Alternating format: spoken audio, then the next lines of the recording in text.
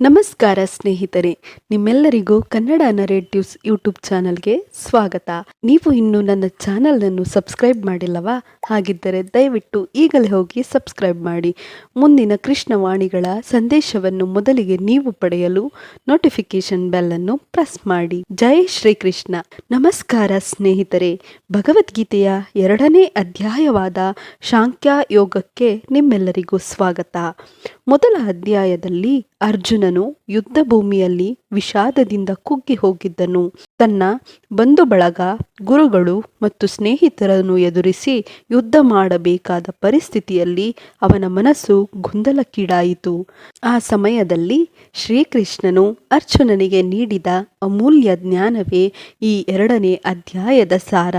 ಈ ಅಧ್ಯಾಯ ಕೇವಲ ಅರ್ಜುನನಿಗಷ್ಟೇ ಅಲ್ಲ, ಜೀವನದಲ್ಲಿ ದುಃಖ, ಗೊಂದಲ, ಭಯ ಮತ್ತು ನಿರಾಶೆ ಅನುಭವಿಸುವ ಪ್ರತಿಯೊಬ್ಬರಿಗೂ ಮಾರ್ಗದರ್ಶನ ನೀಡುವ ದಿವ್ಯ ಸಂದೇಶವಾಗಿದೆ.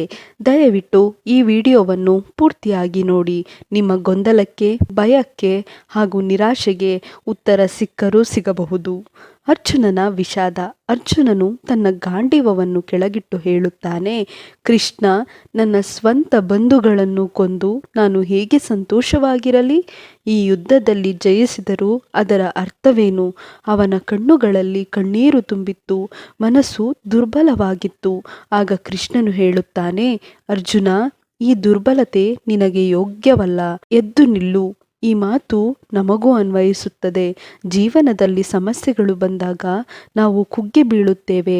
ಆದರೆ ಕೃಷ್ಣನು ಹೇಳುವುದು, ಸಮಸ್ಯೆಯಿಂದ ಓಡಬೇಡ, ಧೈರ್ಯದಿಂದ ಎದುರಿಸು. ಆತ್ಮ ಎಂದಿಗೂ ಸಾಯುವುದಿಲ್ಲ. ಭಗವದ್ಗೀತೆಯ ಅತ್ಯಂತ ಪ್ರಸಿದ್ಧ ಉಪದೇಶ ಇಲ್ಲಿದೆ.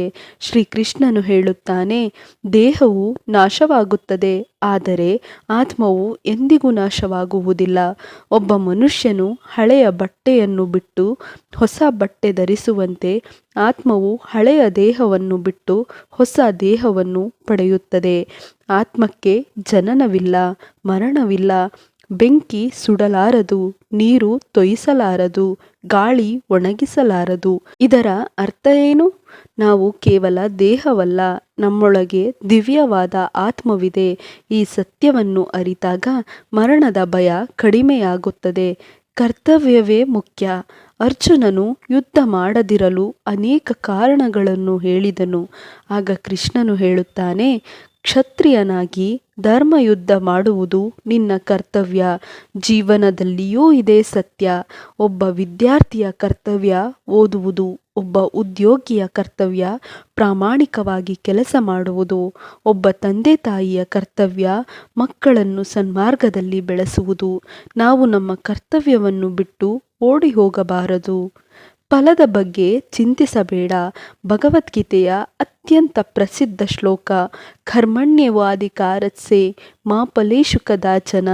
ಅಂದರೆ ನಿನಗೆ ಕರ್ಮ ಮಾಡುವ ಹಕ್ಕಿದೆ, ಫಲದ ಮೇಲೆ ಹಕ್ಕಿಲ್ಲ. ನಾವು ಕೆಲಸ ಮಾಡುವ ಮೊದಲು ಫಲದ ಬಗ್ಗೆ ಹೆಚ್ಚು ಯೋಚಿಸುತ್ತೇವೆ. ನನಗೆ ಯಶಸ್ಸು ಸಿಗುತ್ತದೆಯೇ? ಜನರು ಏನು ಹೇಳುತ್ತಾರೆ? ನಾನು ಸೋತರೆ? ಈ ಚಿಂತೆಗಳು ನಮ್ಮ ಶಕ್ತಿಯನ್ನು ಕಡಿಮೆ ಮಾಡುತ್ತವೆ. ಶ್ರೀಕೃಷ್ಣನು ಹೇಳುತ್ತಾನೆ, ನಿನ್ನ ಕರ್ತವ್ಯವನ್ನು ಪ್ರಾಮಾಣಿಕವಾಗಿ ಮಾಡು, ಫಲವನ್ನು ದೇವರಿಗೆ ಬಿಡು. ಸಮತ್ವದ ಜೀವನ. ಜೀವನದಲ್ಲಿ ಕೆಲವೊಮ್ಮೆ ಜಯ ಸಿಗುತ್ತದೆ, ಕೆಲವೊಮ್ಮೆ ಸೋಲು ಬರುತ್ತದೆ, ಕೆಲವೊಮ್ಮೆ ಪ್ರಶಂಸೆ ಸಿಗುತ್ತದೆ, ಕೆಲವೊಮ್ಮೆ ಟೀಕೆ ಬರುತ್ತದೆ. ಆದರೆ ಜ್ಞಾನಿಯು ಇವುಗಳಿಂದ ಅಲುಗಾಡುವುದಿಲ್ಲ.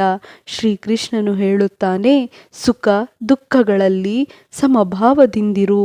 ಇದು ಯೋಗದ ನಿಜವಾದ ಅರ್ಥ. ಮನಸ್ಸು ಸ್ಥಿರವಾಗಿದ್ದರೆ ಯಾವುದೇ ಪರಿಸ್ಥಿತಿ ನಮ್ಮನ್ನು ಸೋಲಿಸಲಾರದು. ಇಂದ್ರಿಯಗಳ ನಿಯಂತ್ರಣ. ನಮ್ಮ ಮನಸ್ಸು ಬಹಳ ಚಂಚಲವಾಗಿದೆ. ಕಣ್ಣುಗಳು ಒಂದನ್ನು ನೋಡುತ್ತವೆ, ಕಿವಿಗಳು ಇನ್ನೊಂದನ್ನು ಕೇಳುತ್ತವೆ, ಮನಸ್ಸು 1000 ಕಡೆ ಓಡುತ್ತದೆ. ಕೃಷ್ಣನು ಹೇಳುತ್ತಾನೆ, ಇಂದ್ರಿಯಗಳನ್ನು ನಿಯಂತ್ರಿಸುವವನೇ ನಿಜವಾದ ಜ್ಞಾನಿ. ಒಂದು ಆಮೆ ತನ್ನ ಅಂಗಗಳನ್ನು ಒಳಗೆಳೆದುಕೊಳ್ಳುವಂತೆ ಜ್ಞಾನಿಯು ತನ್ನ ಇಂದ್ರಿಯಗಳನ್ನು ನಿಯಂತ್ರಿಸುತ್ತಾನೆ.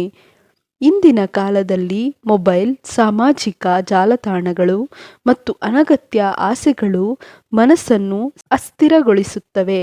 ಆದ್ದರಿಂದ ಪ್ರತಿದಿನ ಸ್ವಲ್ಪ ಸಮಯ ಧ್ಯಾನ, ಪ್ರಾರ್ಥನೆ ಮತ್ತು ದೇವರ ಸ್ಮರಣೆ ಮಾಡಬೇಕು. ಆಸೆಯಿಂದ ಕೋಪ ಹುಟ್ಟುತ್ತದೆ. ಕೃಷ್ಣನು ಒಂದು ಮಹತ್ವದ ಸತ್ಯವನ್ನು ಹೇಳುತ್ತಾನೆ.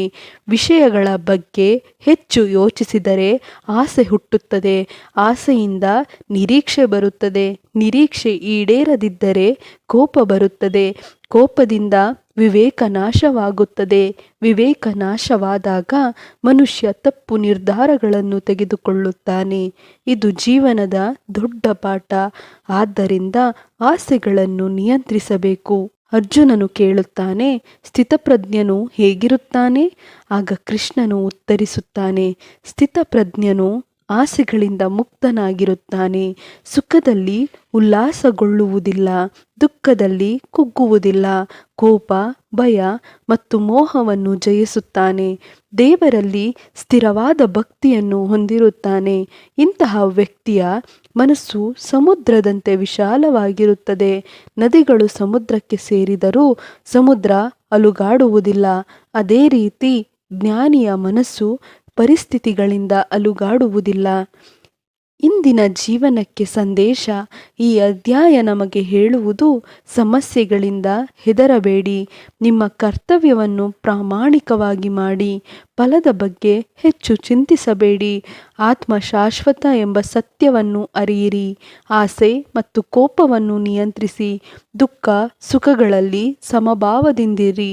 ದೇವರ ಮೇಲೆ ನಂಬಿಕೆ ಇಡಿ. ಸ್ನೇಹಿತರೆ, ಭಗವದ್ಗೀತೆಯ 2ನೇ ಅಧ್ಯಾಯವು ಕೇವಲ ಧಾರ್ಮಿಕ ಉಪದೇಶವಲ್ಲ, ಇದು ಜೀವನವನ್ನು ಯಶಸ್ವಿಯಾಗಿ ನಡೆಸುವ ಮಾರ್ಗದರ್ಶಕ. ನಾವು ಪ್ರತಿದಿನ ಈ ಅಧ್ಯಾಯದ ಒಂದು ಪಾಠವನ್ನಾದರೂ ಜೀವನದಲ್ಲಿ ಅಳವಡಿಸಿಕೊಂಡರೆ ಮನಸ್ಸಿನ ಶಾಂತಿ, ಧೈರ್ಯ ಮತ್ತು ಆತ್ಮವಿಶ್ವಾಸ ಹೆಚ್ಚುತ್ತದೆ. ಶ್ರೀಕೃಷ್ಣನು ಅರ್ಜುನನಿಗೆ ನೀಡಿದ ಈ ಅಮೂಲ್ಯ ಜ್ಞಾನ ಇಂದು ನಮ್ಮ ಜೀವನಕ್ಕೂ ಬೆಳಕಾಗುವುದು. ಜೈ ಶ್ರೀಕೃಷ್ಣ. ಹರೇ ಕೃಷ್ಣ. ಮುಂದಿನ ವಿಡಿಯೋದಲ್ಲಿ ಭಗವದ್ಗೀತೆಯ 3ನೇ ಅಧ್ಯಾಯವಾದ ಕರ್ಮಯೋಗದ ಕುರಿತು ತಿಳಿದುಕೊಳ್ಳೋಣ. ಈ ವಿಡಿಯೋ ನಿಮಗೆ ಇಷ್ಟವಾಗಿದ್ದಲ್ಲಿ ದಯವಿಟ್ಟು ಲೈಕ್ ಮಾಡಿ, ಶೇರ್ ಮಾಡಿ ಹಾಗೂ ಮುಂದಿನ ವಿಡಿಯೋಗಾಗಿ ಕಮೆಂಟ್ ಮಾಡಿ, ಸಬ್ಸ್ಕ್ರೈಬ್ ಮಾಡಿ. ಧನ್ಯವಾದಗಳು.